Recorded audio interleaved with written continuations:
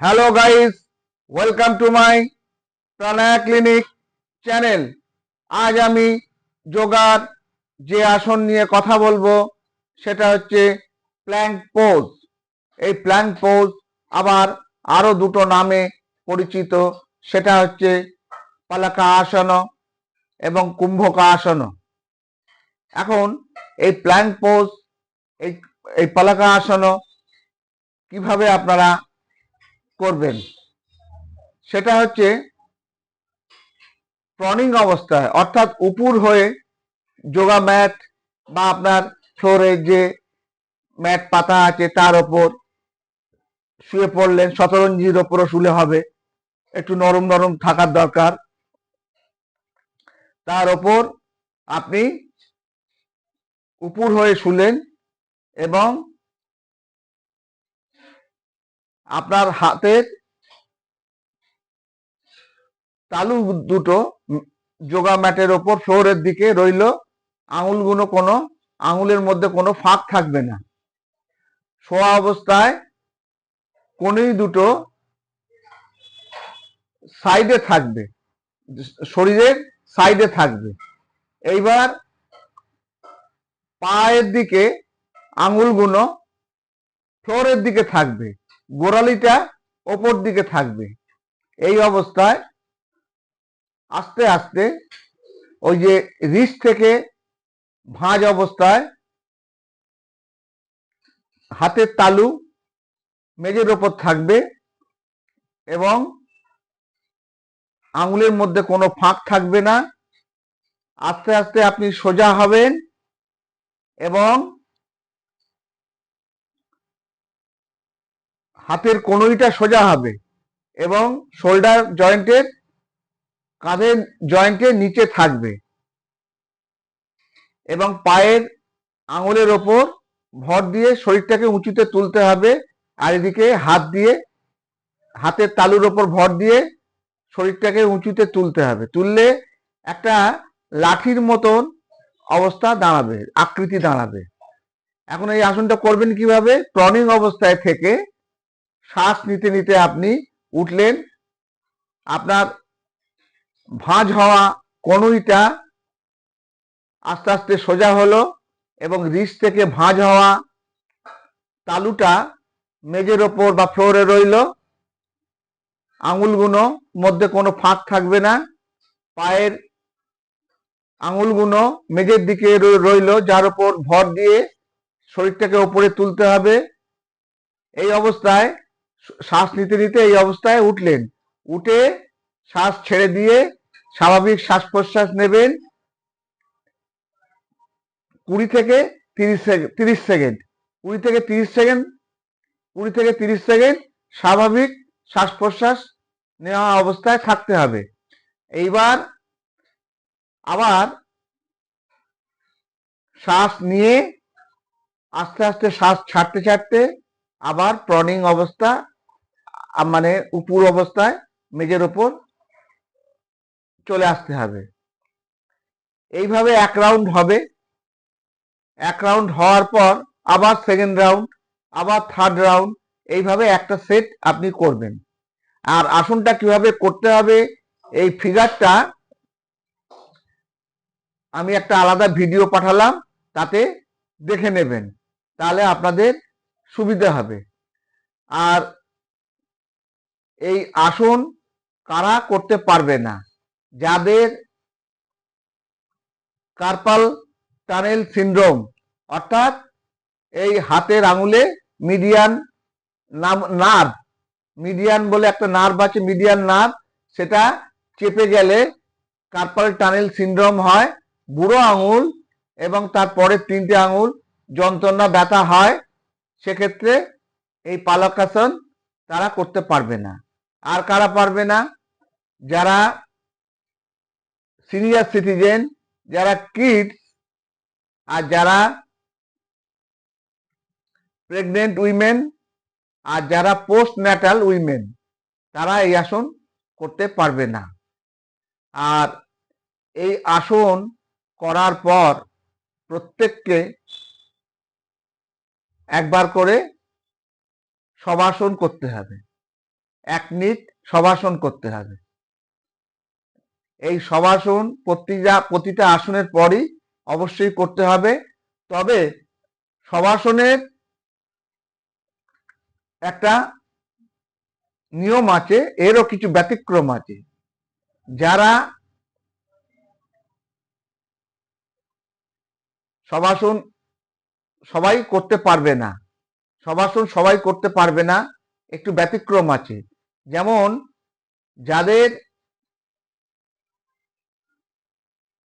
Severe acidity আছে, অর্থাৎ প্রচুর অ্যাসিড হচ্ছে শরীরে, স্টমাকে, তাদের এই আসন করতে পারবে না। আবার যাদের থায়ের পেছন দিকে ব্যথা বা ইনজুরি আছে, অথবা যাদের হিপ জয়েন্টে ব্যথা বা ইনজুরি আছে, অথবা যাদের স্পাইনে ব্যথা বা ইনজুরি আছে, তারা শবাসন করতে পারবে না। কিন্তু তাদের ক্ষেত্রে তাহলে তারা শবাসন কি করে করবে? বিশেষজ্ঞের পরামর্শ নিয়ে ব্ল্যাঙ্কেট গোল করে, 5 বালিশের মতন সরু গোল করে হাঁটুর নিচে দিতে পারেন। তারপরে ঘাড়ের নিচে পাতলা বালিশ দিতে পারেন, মাথার নিচে পাতলা বালিশ দিতে পারেন। এইভাবে বিশেষজ্ঞের পরামর্শ নিয়ে তারা শবাসন করতে পারেন। আর এই শবাসন শুধু রিল্যাক্স করে না, এই শবাসন বডির পুনর্জীবিত করে তোলে বডিকে, এবং শরীর, মন এবং স্পিরিট, এই তিনটের সমন্বয় সাধনও করে এই আসন। আর এই আসনে যেসব মাসলগুলো নিযুক্ত হয় সেগুলো হচ্ছে ডায়াফ্রাম, যেটা মধ্যচ্ছদা, পেট এবং বুকের মধ্যে আমাদের একটা সেপারেশন তৈরি করছে, একটা আলাদা অঞ্চল তৈরি করছে বুক এবং পেটকে। এই ডায়াফ্রাম আমরা যখন শ্বাস নেই তখন নিচের দিকে নামে, আর শ্বাস যখন ছাড়ি তখন আস্তে আস্তে উপর দিকে ওঠে। আর বুকের muscle pectoralis major, pectoralis minor, এইসব মাসলগুলো এই শবাসনে কার্যকরী থাকে। আর এই শবাসন যারা মনে করুন আসনের সংখ্যা বেশি করেন, 8-10টা হয়তো করেন, তাদের ক্ষেত্রে এই প্রতিটা আসনের পর তো শবাসন করছেন 1 মিনিট করে, আবার সব আসন করার পর 5 থেকে 20 মিনিট অথবা অধিক সময় ধরে শবাসন করতে পারেন, সেটা খুবই উপকারে লাগবে। আর যে আসন নিয়ে আমি শুরু করেছিলাম, সেই পলকাসন, এই পলকাসনে যে উপকারগুলো আছে, ওবেসিটি যেমন কমবে, তেমন এই আসনে নমনীয়তা, ফ্লেক্সিবিলিটি অনেক বাড়িয়ে দেবে, পশ্চার খুব ভালো হবে, তারপর ব্যালেন্স খুব ভালো হবে, বিপাক ক্রিয়া খুব ভালো হবে, স্ট্রেস কমবে, আর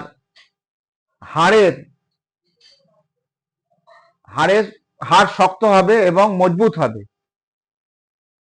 এছাড়া আরো অনেক উপকার আছে। এবার এই আসন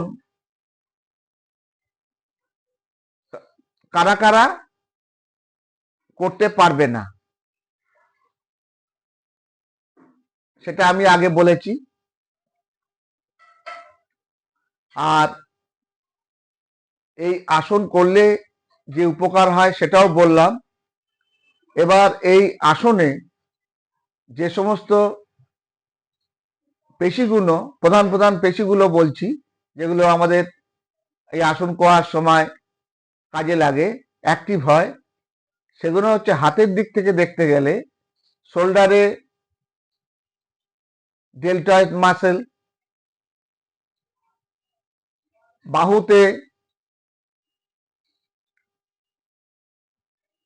বাইসেপস, ট্রাইসেপস, পিঠের পিছন দিকে নিচে যে মাসল আছে সেটা হচ্ছে ল্যাটিসিমাস ডরসাই, এটা একটা ফ্ল্যাট মাসেল। আর গ্লুটিয়াল রিজিয়ান, এখানে এখানে গ্লুটিয়াস ম্যাক্সিমাস, gluteus maximus, gluteus maximus, minimus আর মিডিমাস, এই তিনটে মাসল আছে গ্লুটিয়াল রিজিয়ানে। আর ইরেক্টর স্পাইনা, ভার্টিব্রাল কলাম যেখানে শেষ হচ্ছে এখানে রয়েছে একটা বড় muscle.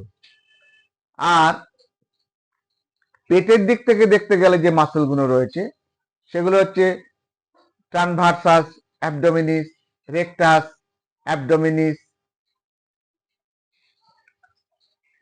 External oblique, internal oblique, pyramidalis, এইসব মাসলগুলো পেটে রয়েছে, এগুলো কার্যকরী হয়। আর হিপ অঞ্চলে যে মাসল রয়েছে সেটা হচ্ছে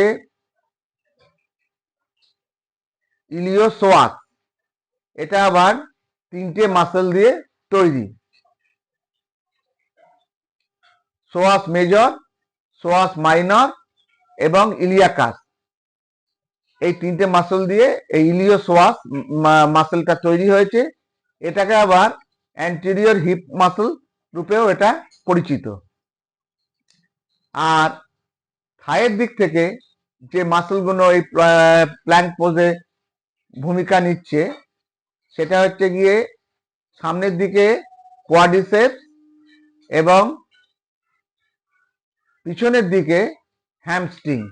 আর পায়ের কাপে যে মাসল রয়েছে যেটা কার্যকরী ভূমিকা নিচ্ছে সেটা হচ্ছে গ্যাস্ট্রোনিমাস সোলিয়াস।